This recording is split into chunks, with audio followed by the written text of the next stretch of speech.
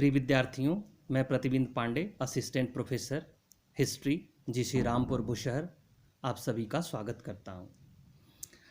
आज का हमारा अत्यंत महत्वपूर्ण टॉपिक है, जिससे आपकी महाविद्यालयी परीक्षाओं में तथा यदि आप प्रतियोगी परीक्षाओं जैसे यूपीएससी तथा राज्य प्रशासनिक सेवाओं की तैयारी कर रहे हैं, यूजीसी नेट की तैयारी कर रहे हैं, तो आवश्यक रूप से यहाँ से प्रश्न पूछा जाता है। यदि आप यूपीएससी और राज्य प्रशासनिक सेवाओं के पिछले प्रश्न पत्रों को उठा करके देखेंगे तो यहाँ से प्रश्न अवश्य ही पूछे जाते हैं। अतः यदि आप ब्रिटिश आर्थिक नीतियों को अच्छे तरीके से तैयार करते हैं तो आपके चयन की संभावना अत्यधिक बढ़ जाती है। आज का हमारा विषय है भारत में ब्रिटिश उपनिवेशवाद की स्थापना।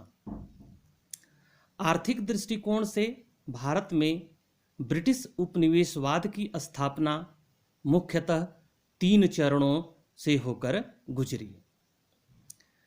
उपनिवेशवाद के विभिन्न चरण भारत के आर्थिक अधिशेष को हड़पने के विभिन्न तरीकों पर आधारित थे, जिसे वाणिज्यिक, औद्योगिक और वित्तीय पूंजीवाद के नाम से जाना जाता है। 18वीं शताब्दी में ब्रिटिश उपनिवेशवाद का मुख्य उद्देश्य भारत के साथ व्यापार तथा आर्थिक लूट थी। 19वीं शताब्दी में भी लूट और व्यापार का पुराना तरीका चलता रहा, लेकिन अब भारत का प्रयोग ब्रिटेन में निर्मित औद्योगिक वस्तुओं के बाजार के रूप में किया जाने लगा। 19वीं शताब्दी के उत्तरार्ध तथा 20वीं शताब्दी में भारत में स्थित ब्रिटिश उद्योगपतियों ने पूंजी विनियोग की प्रक्रिया को प्रारंभ किया, जिससे भारतीय मजदूरों का अत्यधिक शोषण हुआ। भारत में ब्रिटिश उपनिवेशवाद की स्थापना 3 चरणों में मानी जाती है। प्रथम चरण 1757 से 1813 ईस्वी तक, दूसरा चरण 1813 से 1860 ईस्वी तक और तीसरा चरण 1860 से 1947 तक माना जाता है। उपनिवेशवाद के प्रारंभिक चरण का काल मुख्यतः 1757 से 1813 ईस्वी तक माना जाता है। 1757 में बंगाल में ब्रिटिश शासन की स्थापना के साथ इस चरण का प्रारंभ माना जाता है। इस समय भारत एकाधिपत्य व्यापारिक निगम ईस्ट इंडिया कंपनी के अधीन कर लिया गया। ईस्ट इंडिया कंपनी के अधीन जब भारत आ गया तो उसकी महत्वाकांक्षाएं बढ़ने लगीं और इस अवस्था में ब्रिटिश ईस्ट इंडिया कंपनी ने ब्रिटिश सरकार से एन केन प्रकारेण पूर्वी देशों के व्यापार पर एकाधिकार प्राप्त कर लिया। साथ ही साथ भारत में उपस्थित अन्य यूरोपीय कंपनियों जैसे डच और फ्रांसीसियों से युद्ध लड़कर उसे प्रतिसंतुलित भी कर लिया। भारत की केंद्रीय मुगल सत्ता के पतनावस्था का लाभ उठा करके ब्रिटिश सरकार ने अपनी नौसैनिक शक्ति के माध्यम से भारत के विभिन्न तटीय क्षेत्रों पर कब्जा कर लिया। अब ब्रिटिश कंपनी को भारत में समुद्र पर तथा यूरोपीय प्रतिद्वंदियों और भारतीय शासकों के विरुद्ध युद्ध लड़ने के लिए एवं नौसैनिक शक्ति, किलों और सेना को अपने व्यापारिक स्थान के चारों तरफ बनाए रखने के लिए प्रचुर आर्थिक साधन की आवश्यकता थी, जिसका स्वयं कंपनी तथा ब्रिटिश सरकार के पास अभाव था। अतः इसने भारत में विभिन्न क्षेत्रों पर विजय प्राप्त करने के लिए की प्रेरणा दी। बिहार, बंगाल तथा उड़ीसा पर आधिपत्य ने कंपनी की यह मनोकामना भी पूर्ण कर दी। उससे कंपनी को विजित क्षेत्रों की सरकारी आय तथा जमींदारों, नवाबों और स्थानीय शासकों की जमा पूंजी को हड़पने के काबिल बना दिया। दूसरी ओर राजनीतिक शक्ति से संपन्न कंपनी ने विनिमय में पलड़ा भारी रखने के उद्देश्य से बल प्रयोग द्वारा न्यूनतम कीमत पर अधिक माल हड़पने के तरीके अपनाने लगा। इस प्रकार धीरे धीरे कंपनी ने भारतीय हस्तकला तथा व्यापार पर नियंत्रण स्थापित कर लिया तथा भारतीयों के उत्पादन तथा व्यापारिक परियोजनाओं को हड़प लिया। शिल्पकारों को जबरदस्ती निर्वाह योग्य मजदूरी भी नहीं दी जाती थी। परिणाम स्वरूप राष्ट्रीय धन का एकमात्र स्रोत कृषि ही हो गया। इस प्रकार 1757 के पूर्व जहां ब्रिटिश कंपनी को भारत से माल खरीदने के लिए बहुमूल्य धातुएं जैसे सोना, चांदी, रत्न इत्यादि देने पड़ते थे, वहीं 1757 के बाद कंपनी द्वारा भारत से निर्यात किए जाने वाले माल के बदले में कुछ भी प्राप्त नहीं होता था।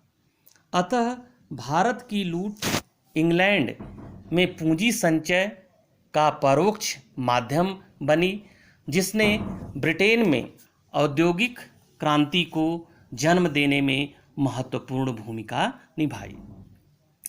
इस चरण में ब्रिटिश उपनिवेशवाद की एक खास विशेषता यह रही कि इसने प्रशासन, नागरिक व्यवस्था, यातायात, संचार तथा कृषि एवं औद्योगिक व्यवस्था में किसी भी प्रकार का परिवर्तन नहीं किया। जो कुछ भी आमूलचूल परिवर्तन किया गया, उसका उद्देश्य केवल लगान को अधिक प्रभावशाली ढंग से वसूलना था। ब्रिटेन में औद्योगिक क्रांति तथा नए उभरते औद्योगिक वर्ग ने शीघ्र ही ईस्ट इंडिया कंपनी के व्यापारिक एकाधिकार के विरुद्ध आवाज उठाई। 1773 के रेगुलेटिंग एक्ट, 1784 के पीट्स इंडिया एक्ट और एडम स्मिथ की पुस्तक वेल्थ ऑफ नेशन में व्यक्त विचारों के आधार पर 1813 में कंपनी के व्यापारिक एकाधिकार को समाप्त करके भारत में मुक्त व्यापार के द्वार खोल दिए गए, जिसके परिणाम स्वरूप भारत में ब्रिटिश उपनिवेशवाद का दूसरा चरण प्रारंभ होता है। ब्रिटिश उपनिवेशवाद का दूसरा चरण 1813 से 1860 ईस्वी तक माना जाता है। ब्रिटेन में हुई औद्योगिक क्रांति के कारण ब्रिटेन की आर्थिक प्रणाली में क्रांतिकारी परिवर्तन आया। वह परिवर्तन ब्रिटेन की अर्थव्यवस्था का वाणिज्यिक पूंजीवाद से मुक्त व्यापार पूंजीवाद में परिवर्तन था। इस परिवर्तन के कारण उपनिवेशवादी व्यवस्था में परिवर्तन भी अवश्यंभावी था।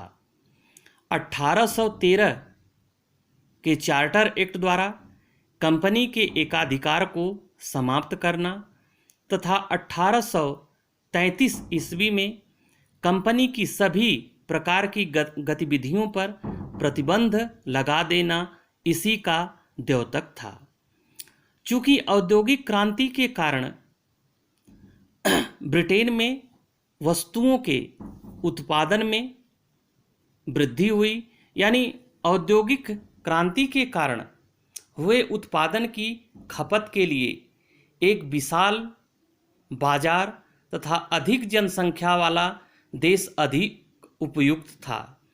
अतः 1833 में भारत के सभी शहर, गांव, कस्बे, जंगल, खाने, कृषि, उद्योग तथा जनसंख्या का विशाल मानव समूह ब्रिटिश संसद द्वारा ब्रिटिश पूंजीपतियों के लिए खोल दिया गया। इसी के साथ ब्रिटेन में मशीनों के द्वारा निर्मित उत्पाद भारत के बाजारों में पहुंचना शुरू हो गया। भारत के व्यापार को हतोत्साहित तथा ब्रिटेन के निर्यात को प्रोत्साहन देने के लिए भेदभावपूर्ण आयात निर्यात नीति का सहारा लिया गया। ब्रिटेन में निर्मित वस्तुओं जैसे सूती कपड़े, रेशमी कपड़े पर जो शुल्क लगाया जाता था वह 3 से 5% तथा ऊनी कपड़ों पर 2% टैक्स लगाया जाता था, जबकि भारतीय कपड़ों पर टैक्स की दर 20 से 30% तक थी। इससे भारतीय कपड़ों की मांग में स्वाभाविक रूप से कमी आने लगी।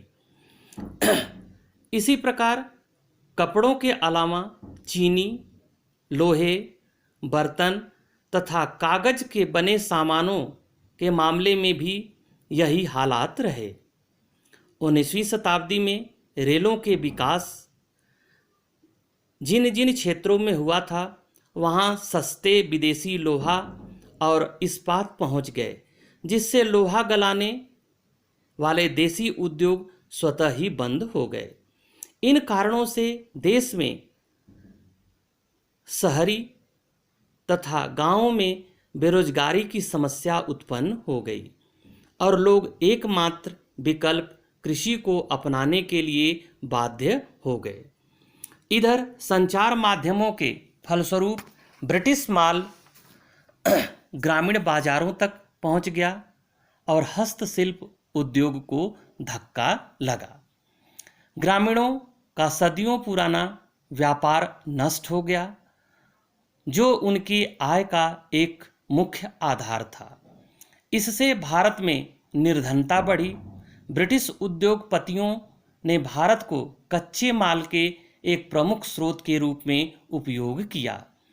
बड़े पैमाने पर वाणिज्यिक फसलों जैसे रुई, नील, चाय, कॉफ़ी, अफीम इत्यादि का उत्पादन प्रारंभ किया और दूसरी ओर चावल और गेहूं जैसी खाद्यान्न वस्तुओं का भी निर्यात किया।